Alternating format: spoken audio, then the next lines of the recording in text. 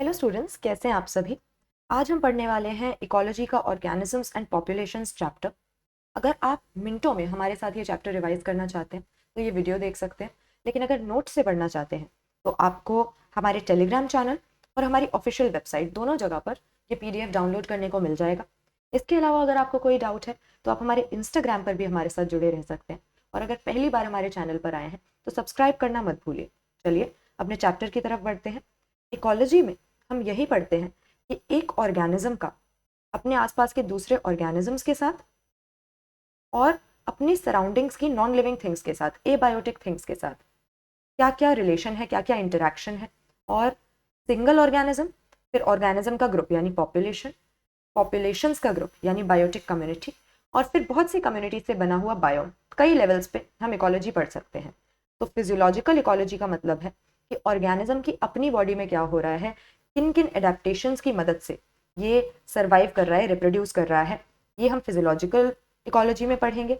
अब हम जानते हैं कि कई तरह की वेरिएशन टेम्परेचर और सीजन्स में हमें मिलती है। बहुत सारे डिफरेंट बायोम्स हैं, डेजर्ट है, रेन फॉरेस्ट है, टंड्रा है, उनमें अलग अलग तरह की कंडीशंस होती हैं। टेम्परेचर अलग होता है, क्लाइमेट अलग होता है, प्रेसिपिटेशन अलग होती है, और इन्हीं वेरिएशंस की वजह से अलग अलग तरह के हैबिटेट बने हुए हैं।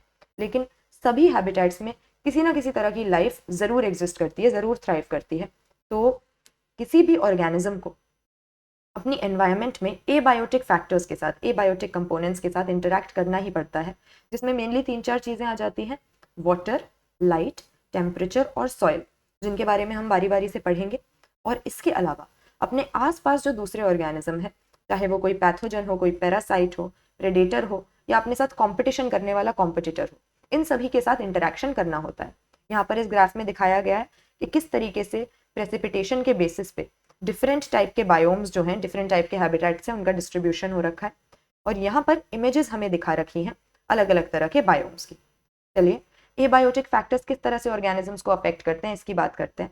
सबसे इंपॉर्टेंट फैक्टर होता है टेम्परेचर, और टेम्परेचर इसीलिए इतना इंपॉर्टेंट है क्योंकि ये डायरेक्टली ऑर्गेनिजम्स की फिजियोलॉजी को अफेक्ट कर सकता है। एंजाइम्स की काइनेटिक्स टेम्परेचर पे ही डिपेंड करती है, तो सबसे ज़्यादा रिलेवेंट है।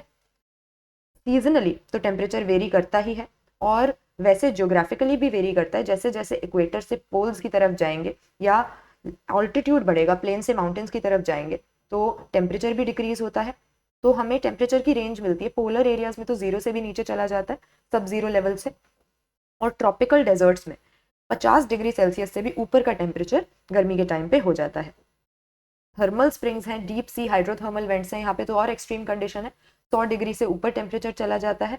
और ऑर्गेनिजम्स टेम्परेचर के एक गिवन रेंज में ही रह सकते हैं। जैसे एग्जाम्पल दिया है, टेम्परेट कंट्री में हमें मैंगो ट्री नहीं मिलेगा, केरला में हमें स्नो लेपर्ड नहीं मिलेगा। क्यों? क्योंकि टेम्परेचर एंजाइम्स की काइनेटिक्स, ऑर्गेनिजम्स का मेटाबॉलिज्म और सारी ही फिजियोलॉजिकल फंक्शन, सारे ही लाइफ प्रोसेसेस को चेंज कर सकता है। तो जो organism limited range of temperature में रह पाता है उसको हम स्टीनोथर्मल कहते हैं, नैरो रेंज ऑफ टेम्परेचर। लेकिन जिसको टेम्परेचर थोड़ा ऊपर नीचे होने से उतना फर्क नहीं पड़ेगा, वाइड रेंज टॉलरेट कर सकता है, उसको हम यूरीथर्मल का नाम देंगे। इसके बाद दूसरा इंपॉर्टेंट, दूसरा रिलेवेंट फैक्टर अपने पास में आ जाता है वाटर। और वाटर की सिर्फ क्वांटिटी ही नहीं बल्कि इसकी क्वालिटी भी, इसकी कॉम्पोजिशन भी ऑर्गेनिजम्स को अफेक्ट कर सकती है। लिमिटेड वाटर के साथ रहने के लिए, पानी की अगर कमी है तो वहां ऐसी जगह पर रहने के लिए कोई ना कोई अडेप्टेशन ऑर्गेनिज्म को करनी पड़ती है। और प्लांट्स की भी पूरी पूरी ग्रोथ, डेवलपमेंट, सारी प्रोसेस वाटर पे डिपेंडेंट रहती है। तो एक्वेटिक ऑर्गेनिजम्स को वाटर की क्वालिटी अफेक्ट करेगी। क्वांटिटी तो चलो उनके पास खूब है, लेकिन पीएच कैसा है, केमिकल कॉम्पोजिशन कैसी है, ये सब चीज़ें अफेक्ट करेंगी। सेलिनिटी भी वाटर की बहुत वेरी करती है, यानी सॉल्ट कॉन्सेंट्रेशन भी वेरी करती है। और हमारे जो मरीन एनवायरनमेंट में सॉल्टी वाटर में रहने वाले ऑर्गेनिज्म है, फ्रेश वाटर में नहीं रह पाएंगे, एंड वाइस वर्सा। तो जैसे टेम्परेचर के लिए हमने बोला, वैसे ही सॉल्ट कॉन्सेंट्रेशन के लिए भी होता है। जो वाइड रेंज ऑफ सेलिनिटी में रह सकते हैं उनको बोलेंगे यूरी हेलाइन, और जो सिर्फ नैरो रेंज में ही सर्वाइव कर पाते हैं, ज़्यादा ऊपर नीचे हुई तो नहीं सर्वाइव कर पाएंगे, वो है स्टीनोहेलाइन। अच्छा, तीसरा हमारा रेलेवेंट एबायोटिक फैक्टर है लाइट। और लाइट कहीं ना कहीं टेम्परेचर के साथ ही रिलेटेड है। जहाँ ज़्यादा लाइट होगी वहाँ टेम्परेचर भी ज़्यादा होगा। फोटोसिंथेसिस के लिए प्लांट्स को सनलाइट चाहिए, सबसे इंपॉर्टेंट बात तो यही है। और फोटोसिंथेसिस ही पूरे लिविंग वर्ल्ड को सस्टेन कर रहा है। जो नीचे की तरफ उगे हुए होते हैं छोटे छोटे फॉरेस्ट प्लांट्स, उनको तो लो लाइट कंडीशन में रहने की आदत पड़ जाती है। कई प्लांट्स फ्लावरिंग के लिए भी सनलाइट पे डिपेंड करते हैं। कई एनिमल्स भी अपनी रिप्रोडक्टिव एक्टिविटीज़, अपनी जो भी डे नाइट की साइकिल है, वो लाइट इंटेंसिटी और लाइट के ड्यूरेशन के अकॉर्डिंग ही प्लान करते हैं। फॉरेजिंग, रिप्रोडक्टिव, माइग्रेटरी, सभी तरह की एक्टिविटीज़। सन लाइट का अल्टीमेट सोर्स है, लेकिन अगर हम बहुत डीप चले जाते हैं किसी वाटर बॉडी में या सी के अंदर, तो वहाँ पे सनलाइट नहीं होती। इसीलिए बिना सन के भी कोई लाइफ एग्जिस्ट करती है सी में डीप जाके। और सिर्फ सनलाइट की क्वांटिटी ही नहीं, अगेन क्वालिटी, अगेन उसकी वेवलेंथ कितनी है, ये भी लिविंग ऑर्गेनिजम्स को अफेक्ट कर सकता है। जैसे कि यूवीबी रेज से एक्सपोज होने पे उन्हें हार्म पहुंचता है। चौथे नंबर का हमारा इंपॉर्टेंट एबायोटिक फैक्टर होता है सॉइल। सॉइल का नेचर, उसकी प्रॉपर्टीज, उसकी कॉम्पोजिशन, किस तरीके से वो बनी है, ये सारी ही प्रॉपर्टीज प्लांट्स को अफेक्ट करेंगी। और जिस तरीके से प्लांट की कम्युनिटी बनेगी उसी हिसाब से एनिमल्स की कम्युनिटी भी इस्टेब्लिश होती है। तो डिफरेंट टाइप के सॉइल के कैरेक्टरिस्टिक्स ऑर्गेनिजम्स को, बायोलॉजिकल कम्युनिटी को अफेक्ट करेंगे। इसके बाद देखिए एबायोटिक फैक्टर्स का क्या क्या रिस्पॉन्स ऑर्गेनिज्म देते हैं। अगर इन सारे फैक्टर्स में कोई ऊंच नीच हो तो ऑर्गेनिज्म क्या कर सकता है, उसको तो अपनी बॉडी के अंदर एक कांस्टेंट एनवायरनमेंट मेंटेन करके रखना है, अपनी होम्योस्टेसिस मेंटेन करनी है। और ऐसा वो दो तरीके से कर सकता है, या तो वो अपने इंटरनल एनवायरनमेंट को रेगुलेट करे, होम्योस्टेसिस मेंटेन करके रखे, किसी भी कीमत पे अपनी बॉडी के अंदर जो टेम्परेचर है और ऑस्मोटिक कॉन्सेंट्रेशन है उसको कांस्टेंट रखे, या चेंजिंग एनवायरमेंटल कंडीशंस के साथ उसकी बॉडी का भी जो बैलेंस है वो बिगड़ेगा। तो यहाँ पर फिजियोलॉजिकल या बिहेवियरल मीन्स की मदद से किसी भी तरीके से आपको अपनी होम्योस्टेसिस अगर मेंटेन कर पा रहे हो तो आप रेगुलेटर कहलाओगे। कांस्टेंट बॉडी टेम्परेचर और कांस्टेंट ऑस्मोटिक कॉन्सेंट्रेशन, और केवल बर्ड्स एंड मैमल्स ही ज़्यादातर ऐसा कर पाते हैं, बाकी लोअर एनिमल्स में ऐसे बहुत कम है। अच्छा, मैमल्स में थर्मोरेगुलेशन किस तरीके से होती है, 37 डिग्री सेल्सियस अगर हम अपने बॉडी का टेम्परेचर मेंटेन करना है, जब टेम्परेचर इससे ज़्यादा होगा तो हम शिवर करेंगे, कांपेंगे, उससे बॉडी का टेम्परेचर थोड़ा सा बढ़ जाएगा। अगर गर्मी ज़्यादा होगी उस समय पे हम स्वेट करेंगे और उसकी इवेपोरेटिव कूलिंग से हमारी बॉडी का टेम्परेचर थोड़ा नीचे आ जाता है। अच्छा, दूसरी बात है कॉन्फॉर्म किया जा सकता है। कॉन्फॉर्म मतलब जैसे जैसे बाहर की कंडीशंस बदल रही हैं अपनी बॉडी के अंदर की कंडीशंस भी बदलनी पड़ेंगी। और ज़्यादातर लिविंग ऑर्गेनिजम्स 99% एनिमल और सारे के सारे प्लांट ऐसा ही करते हैं, होम्योस्टेसिस मेंटेन करना उनके बस की बात नहीं है।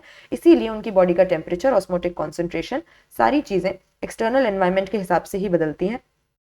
क्योंकि थर्मोरेगुलेशन एनर्जेटिकली एक्सपेंसिव प्रोसेस है, एनर्जी इसमें काफ़ी खर्च हो जाती है, इसीलिए ज़्यादातर ऑर्गेनिजम्स ऐसा नहीं कर पाते हैं। और इसी की वजह से पोलर रीजन्स में हम देखेंगे एक रूल है कि स्मॉल एनिमल्स हमें काफ़ी कम मिलेंगे, काफ़ी रेयर है। क्यों? क्योंकि उनके सरफेस एरिया को अगर हम कंपेयर करें उनके वॉल्यूम से काफ़ी ज़्यादा होता है, तो अपनी बॉडी हीट को प्रिजर्व करके रखना उनके लिए मुश्किल हो जाता है। Large surface area relative to volume, इसीलिए स्मॉल एनिमल्स पोलर रीजन्स में नहीं होते हैं। ठीक है भाई।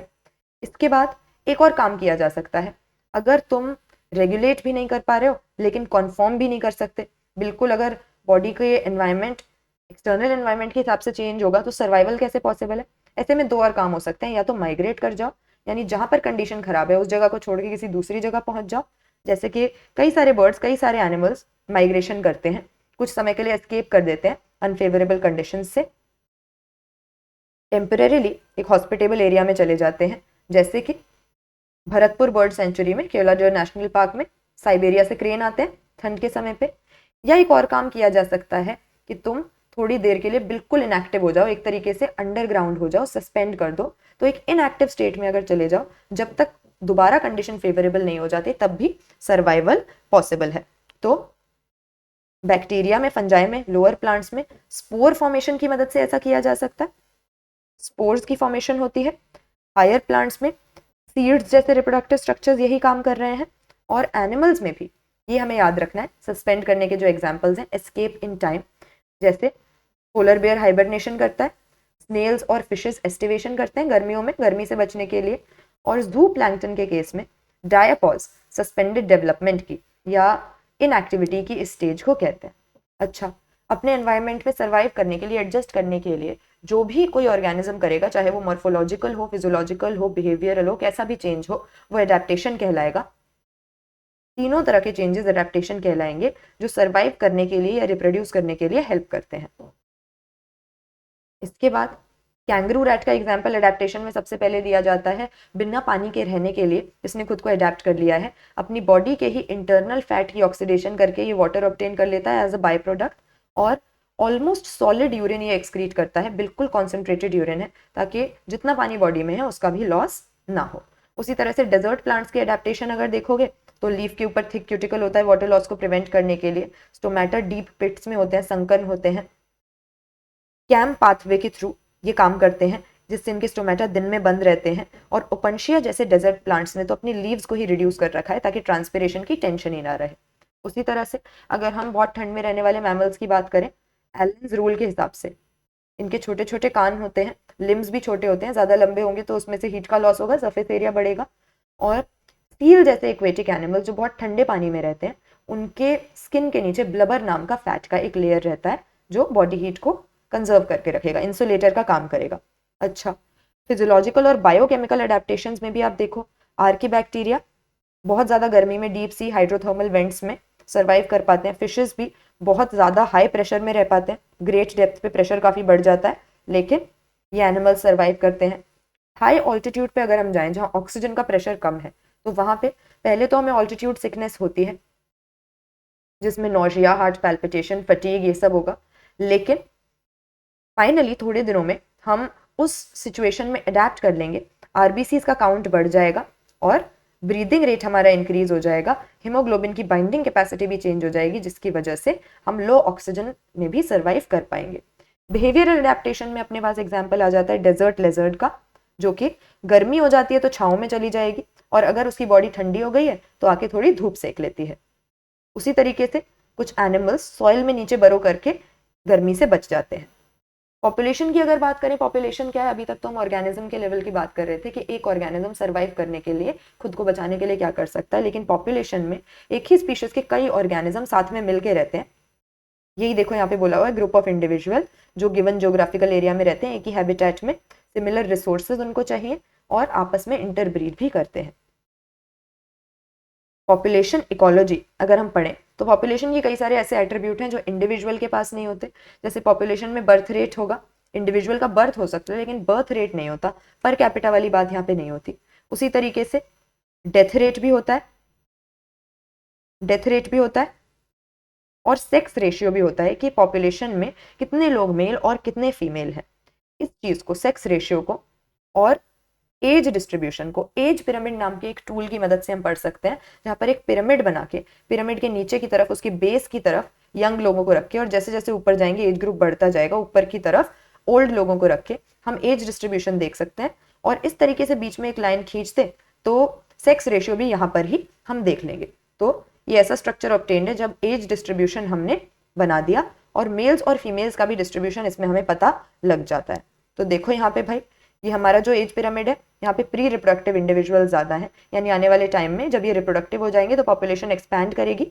इस तरह का एज पिरामिड एक्सपैंडिंग पॉपुलेशन को रिप्रेजेंट करता है, और इसमें से सवाल आ जाता है एज पिरामिड की शेप के अकॉर्डिंग प्रिडिक्ट करना कि पॉपुलेशन कैसी है। जो हमारा बेल शेप्ड एज पिरामिड है, इसमें प्री रिप्रोडक्टिव रिप्रोडक्टिव करीब करीब बराबर है, तो यहाँ पर हम कह सकते हैं कि ये पॉपुलेशन स्टेबल रहेगी। और जो अर्न शेप्ड एज पिरामिड है, इसमें यंग लोग कम है, आने वाले टाइम में जब ये रिप्रोडक्टिव होंगे तो बर्थ रेट कम हो जाएगा, तो इस तरह की पॉपुलेशन डिक्लाइनिंग हो जाती है। इसके बाद देखो, पॉपुलेशन डेंसिटी अगर हमें मेजर करनी हो, पॉपुलेशन का साइज मेजर करना हो, तो इसके लिए कई पैरामीटर हम यूज कर सकते हैं, क्योंकि एग्जैक्ट नंबर मेजर करना हर बार हमारे बस की बात नहीं है। जैसे कि परसेंट कवर और बायोमास में हम देख सकते हैं, टोटल नंबर देखने के बजाय परसेंट कवर देख लो। अगर एक पेड़ है उस पर बहुत सारे इंसेक्ट्स रह रहे हैं और आप कहो कि इंसेक्ट्स की पॉपुलेशन तो ज़्यादा है और पेड़ की पॉपुलेशन कम है, तो ये बात गलत हो जाएगी, इसीलिए हमें यहाँ पर बायोमास देखना चाहिए। उसी तरीके से हम अगर एक वाटर बॉडी में, एक लेक में कितनी फिशेज हैं काउंट करना चाहते हैं, तो एग्जैक्ट नंबर काउंट करने से बढ़िया हमारे लिए होगा कि एक बार में कितनी फिश पकड़ी जाती हैं, उस हिसाब से पॉपुलेशन डेंसिटी का अंदाजा लगा लें। जैसे हमारे टाइगर रिजर्व्स में कैसे हम टाइगर्स की पॉपुलेशन का पता लगाते हैं, एक एक टाइगर को पकड़ के उसकी गिनती तो नहीं कर सकते, तो यहाँ पर हम उनके पैरों के निशान, उनके पग मार्क्स और उनके फीकल पेलेट्स को देखकर उनकी पॉपुलेशन का अंदाजा लगा लेते हैं। अच्छा, पॉपुलेशन की जो ग्रोथ है, ये 3-4 फैक्टर्स की वजह से हो सकती है, पॉपुलेशन इंक्रीज या डिक्रीज हो सकती है। और ये फैक्टर्स चेंज होते हैं food availability, predation, pressure, weather, इन सारी चीज़ों की वजह से। तो हमारे पास मेनली 4 फैक्टर हैं जो पॉपुलेशन को बढ़ा या घटा सकते हैं। इसमें नेटैलिटी यानी बर्थ, ऑब्वियसली पॉपुलेशन को इंक्रीज करेगा। मोर्टेलिटी यानी डेथ, पॉपुलेशन को डिक्रीज करेगा। इमिग्रेशन यानी किसी दूसरी पॉपुलेशन से अपनी पॉपुलेशन में नए बंदे आ गए, नए इंडिविजुअल्स आ गए, तो इससे भी पॉपुलेशन इंक्रीज होगी। और एमिग्रेशन से यानी अपनी पॉपुलेशन को छोड़ के कोई बाहर चला गया, इससे डिक्रीज होगी। तो कुल मिला के पॉपुलेशन डेंसिटी में इमिग्रेशन से इंक्रीज आ रहा है, नेटैलिटी से इंक्रीज आ रहा है, मोर्टेलिटी और एमिग्रेशन से हमारी पॉपुलेशन डिक्रीज हो रही है। तो कुल मिला के अगर हमें पॉपुलेशन ग्रोथ किस हिसाब से हो रही है ये पता लगाना है, तो बर्थ और इमिग्रेशन को आपस में ऐड करके उसमें से डेथ और एमिग्रेशन को घटा देते हैं। इसीलिए हमारी टाइम n t+1 पे, टाइम t+1 पे जो पॉपुलेशन है वो हमारी इनिशियल पॉपुलेशन यानी NT में इस फिगर को ऐड करके हमें मिलेगी। तो नॉर्मल कंडीशन में बर्थ और डेथ को देखकर हमें पता लग सकता है कि पॉपुलेशन किस तरीके से इंक्रीज या डिक्रीज होने वाली है। इस इक्वेशन के हिसाब से पॉपुलेशन का ग्रोथ हो जाता है। लेकिन अगर कोई नई बायोलॉजिकल कम्युनिटी एस्टैब्लिश हो रही है, वहाँ कोलोनाइजेशन चल रहा है, तो ऐसे में इमिग्रेशन और एमिग्रेशन की इंपॉर्टेंस बढ़ जाती है। अच्छा, पॉपुलेशन की ग्रोथ भी 2-3 तरीके से हो सकती है। एक्सपोनेंशियल ग्रोथ से हमारा मतलब है, एक्सपोनेंशियल ग्रोथ पॉपुलेशन की ग्रोथ का एक ऐसा मॉडल है जब अपने पास अनलिमिटेड रिसोर्सेज हैं, किसी चीज़ की कमी ही नहीं है, रिसोर्सेज आर अनलिमिटेड, और अनलिमिटेड रिसोर्सेज अगर होंगी तो सभी आराम से सर्वाइव करेंगे, सभी रिप्रोड्यूस करेंगे, किसी को कोई दिक्कत ही नहीं होगी। तो पॉपुलेशन बड़ी तेजी से एक्सपोनेंशियल या ज्योमेट्रिक फैशन में बढ़ती है। किस इक्वेशन के हिसाब से हमारी पॉपुलेशन में चेंज आएगा? dn/dt, यानी पॉपुलेशन का जो चेंज है, b - d, बर्थ में से डेथ माइनस कर दो और इनिशियल पॉपुलेशन से मल्टीप्लाई कर दो। इस तरीके से हमारा पॉपुलेशन ग्रोथ निकल आएगा। इसके अलावा यहाँ पर b - d जो हमने टर्म ली है, इसको याद रखना कि ये r होता है, जिसको intrinsic rate of natural increase हम कहते हैं। देखो r यानी b - d is intrinsic rate of natural increase. इसी के हिसाब से हमें पता लगता है कि किस तरीके से पॉपुलेशन की ग्रोथ हो रही है। उसी को अगर हम एक्सपोनेंशियल फॉर्म में लिखेंगे, इंटीग्रल फॉर्म में लिखेंगे एक्सपोनेंशियल ग्रोथ की इक्वेशन को, तो ये अपने पास इक्वेशन आ जाएगी जिसके अंदर nt टाइम t के बाद हमारी population, n0 initial population, r हमारा b - d, e हमारा नेचुरल लॉग का बेस। और यहाँ पर अपने ग्राफ में यही हम देखेंगे कि जो हमें ग्राफ शो किया हुआ है, इसमें a जो कर्व है अपना जे शेप्ड कर्व, ये रिप्रेजेंट कर रहा है अपनी अनलिमिटेड पॉपुलेशन ग्रोथ को। जे शेप्ड कर्व है, एक्सपोनेंशियल ग्रोथ है, अनलिमिटेड रिसोर्सेज हैं। और जहां पर कर्व की शेप थोड़ी एस शेप हो गई, सिग्मॉइड हो गया, समझ लो कि ये ग्रोथ मॉडल बदल गया है। और ऐसा ग्रोथ मॉडल कब होता है? ये लॉजिस्टिक ग्रोथ कब होती है? जब रिसोर्सेज लिमिटेड हो। तो ये ज्यादा रियलिस्टिक बात है, रिसोर्सेज तो हमेशा ही लिमिटेड होती हैं, अनलिमिटेड फूड और स्पेस कभी भी हमें नहीं मिल सकता। तो अनलिमिटेड रिसोर्सेज वाली कोई भी पॉपुलेशन नहीं है। लिमिटेड रिसोर्सेज में अगर रिप्रोड्यूस करना है, सर्वाइव करना है, तो केवल लॉजिस्टिक ग्रोथ कर्व के हिसाब से ही एक मैक्सिमम वैल्यू तक, कैरिंग कैपेसिटी तक, के तक पॉपुलेशन की ग्रोथ होगी। और के पे आके अपनी पॉपुलेशन यहाँ देखो कांस्टेंट हो गई है, आगे इससे नहीं बढ़ रही है। तो इस वाली पॉपुलेशन ग्रोथ को, जो लॉजिस्टिक ग्रोथ है, उसे हम इस इक्वेशन से रिप्रेजेंट करेंगे। और इसीलिए यहाँ पर के को हमने कंसिडर किया हुआ है, क्योंकि कैरिंग कैपेसिटी वो मैक्सिमम वैल्यू है जिसके आगे अपनी पॉपुलेशन इंक्रीज नहीं हो सकती। तो इस लॉजिस्टिक ग्रोथ को ही हम वर्ल्हर्स्ट-पर्ल लॉजिस्टिक ग्रोथ कह सकते हैं। और ये ज्यादा रियलिस्टिक मॉडल है अपने लिए, जहां एस शेप का कर्व, सिग्मॉइड शेप का कर्व हमें मिलता है। शुरू में पॉपुलेशन बढ़ती है लेकिन एंड में जाके वो कांस्टेंट हो जाती है। ठीक है, तो logistic growth is more realistic. Life history variation के बारे में लिखा है कि सभी ऑर्गेनिजम्स अलग अलग तरीके से रिप्रोड्यूस करते हैं, अपनी रिप्रोडक्टिव फिटनेस को बढ़ाने की, आर वैल्यू को बढ़ाने की बात करते हैं। लेकिन कुछ ऐसे हैं जो अपनी लाइफ टाइम में एक ही बार ब्रीड करते हैं, बहुत सारे ऑफस्प्रिंग प्रोड्यूस करते हैं। कुछ ऐसे हैं जो बार बार रिप्रोड्यूस करेंगे तो छोटे साइज के लार्ज नंबर ऑफ ऑफस्प्रिंग मिलेंगे, जैसे ऑयस्टर और फिशेस वगैरह में हमें मिलता है। और कुछ बर्ड्स और मैमल्स की तरह small number of large sized offsprings बनाएंगे। तो इनसे वेरिएशन से हमें पता लगता है कि कितने अलग अलग तरह की लाइफ साइकिल डिफरेंट ऑर्गेनिजम्स की है और अपने एनवायरनमेंट, अपनी फिजियोलॉजी, इंटरनल और एक्सटर्नल दोनों फैक्टर्स के हिसाब से वो अपने एनवायरनमेंट में सर्वाइव करने की कोशिश करते हैं। अच्छा, अब जब डिफरेंट स्पीशीज आपस में एक कम्युनिटी के अंदर मिलकर रहेंगी तो उनके बीच में इंटरेक्शंस भी होंगे। इन इंटरेक्शंस में दो चीज़ें हो सकती हैं, या तो तुम्हें फ़ायदा हो सकता है या तुम्हें नुकसान हो सकता है। लेकिन एक तीसरी पॉसिबिलिटी ये भी है कि ना तुम्हें फ़ायदा हो ना नुकसान हो, तुम न्यूट्रल रहो। ठीक है, तो ये डिफरेंट टाइप्स की इंटरेक्शंस हमें दिखाई हुई हैं। म्यूचुअलिज्म में दोनों ही पार्टिसिपेटिंग स्पीशीज को, दोनों ही पार्टीज को फायदा होता है। कॉम्पिटिशन में दोनों को ही नुकसान होता है, दोनों ही एक दूसरे की रिसोर्स यूटिलाइजेशन की एफिशिएंसी कम कर देते हैं। प्रेडेशन और पैरासिटिज्म, इसमें एक को फायदा एक को नुकसान। हमारे प्रेडेटर को तो फायदा होगा, पैरासाइट को तो फायदा होगा, लेकिन अपने प्रे को और होस्ट को नुकसान हो जाएगा। ठीक है भाई, ये प्रेडेशन और पैरासिटिज्म हो गए। कमेंसलिज्म में एक को फायदा होता है, दूसरा न्यूट्रल रहता है, और इमेंसलिज्म में एक को नुकसान होता है और दूसरा न्यूट्रल रहता है। तो थोड़ा थोड़ा प्रेडेशन के बारे में जाने। प्रेडेशन का क्या मतलब है? फूड चेन को चलाने के लिए प्रेडेशन जरूरी है, यानी एनर्जी एक यूनिडायरेक्शनल वे में लगातार हमारे फूड चेन में आगे बढ़ती रहे, हमारे इकोसिस्टम में साइकिल होती रहे, यही प्रेडेशन में हो रहा है। कभी भी कोई प्रे ज्यादा कभी प्रेडेटर अपने प्रे को ओवर एक्सप्लॉइट नहीं करता, क्योंकि उसको भी पता होता है उसका प्रे एक्सटिंक्ट हो गया तो वो भी एक्सटिंक्ट हो जाएगा, उसके पास कुछ खाने के लिए नहीं बचेगा। तो प्रेडेटर्स प्रूडेंट होते हैं। प्रेडेशन के बहुत सारे फायदे भी हैं। प्रे की पॉपुलेशन को कंट्रोल करके रखना प्रेडेटर का काम है। पॉपुलेशन जब कंट्रोल में रहेगी तो बायोडाइवर्सिटी भी बनी रहेगी, कोई एक पॉपुलेशन ज़्यादा बढ़कर और दूसरी को नुकसान नहीं पहुंचा पाएगी। इसका एग्जाम्पल है प्रिकली पेयर कैक्टस। जब अचानक से ऑस्ट्रेलिया में उसको इंट्रोड्यूस किया गया तो बहुत तेज़ी से बढ़ने लगा एक वीड के रूप में, लेकिन फाइनली उसकी पॉपुलेशन को कंट्रोल करने के लिए उस कैक्टस को खाने वाला एक मॉथ लाया गया, उसका प्रेडेटर लाया गया, उसके बाद उसकी पॉपुलेशन कंट्रोल में आ गई। उसी तरीके से हमने एक्सपेरिमेंट्स देखे हैं जहां पर हम अगर एक प्रेडेटर स्पीशीज को हटा देते हैं तो आपस में जो प्रे स्पीशीज हैं उनकी पॉपुलेशन को कंट्रोल करने वाला कोई नहीं है, तो वो इतनी तेजी से बढ़ती है कि आपस में ही कंपटीशन करके एक दूसरे को हार्म कर देती हैं। तो ऐसा ही हमने स्टारफिश पाइसेस्टर के साथ जो एक्सपेरिमेंट किया उसमें देखा है अमेरिकन पैसिफिक कोस्ट पे, कि जब हमने प्रेडेटर को रिमूव कर दिया तो कई सारे ऑर्गेनिजम्स एक्सटिंक्ट हो गए, क्योंकि प्रेडेटर ही प्रे की पॉपुलेशन पे कंट्रोल रखता था। ठीक है, प्रे स्पीशीज किस तरीके से अपने प्रेडेटर से बचने का इंतजाम करती हैं? वो कैमोफ्लेज कर सकती हैं, यानी अपनी सराउंडिंग्स में मिक्स होने का, वहां पर छुपे रहने का कुछ इंतजाम करेंगी। कुछ पॉइजनस होते हैं, जैसे कि मोनार्च बटरफ्लाई के पास कुछ ऐसा सब्सटेंस है जो कि प्रेडेटर्स को उसके पास आने से रोकता है। उसी तरीके से अकेशिया और कैक्टस जैसे जो प्लांट्स हैं उन्होंने थॉर्न्स बना रखे हैं, मॉर्फोलॉजिकल मीन्स हैं ये डिफेंस के।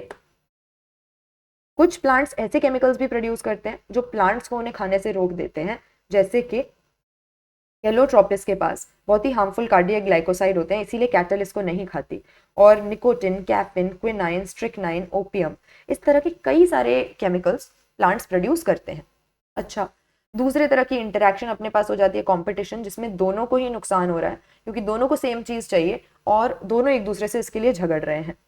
ठीक है, तो एक स्पीशीज की फिटनेस दूसरी स्पीशीज की प्रेजेंस में सिग्निफिकेंटली लोअर हो जाती है। इंटरस्पेसिफिक कंपटीशन ऑर्गेनिक एवोल्यूशन के लिए भी एक इंपॉर्टेंट फोर्स है। कंपटीशन में जो जीतेगा एंड में वो ही सर्वाइव करेगा। क्लोजली रिलेटेड स्पीशीज को जब सेम चीज चाहिए तो कंपटीशन होता है। अनरिलेटेड स्पीशीज को भी अगर सेम रिसोर्स चाहिए उसके लिए भी आपस में कंपटीशन होता है। और रिसोर्सेज अगर काफ़ी है तब भी कंपटीशन हो सकता है, क्योंकि ऑल इन ऑल कंपटीशन एक ऐसी इंट्रैक्शन है जहाँ पर दो स्पीशीज एक दूसरे के प्रेजेंस में एक दूसरे को हार्म पहुंचाएंगी। कंपटीशन के एविडेंस क्या है कि जब हमने गैलापागोस आइलैंड पे एबिंगडन टॉर्टॉइस जो पहले से ही था उसके साथ गोट्स इंट्रोड्यूस कर दी, तो गोट्स की क्योंकि ब्राउजिंग एफिशिएंसी ज़्यादा थी, रिसोर्स यूटिलाइजेशन की एफिशिएंसी ज़्यादा थी, इसीलिए एबिंगडन टॉर्टॉइस एक्सटिंक्ट हो गया।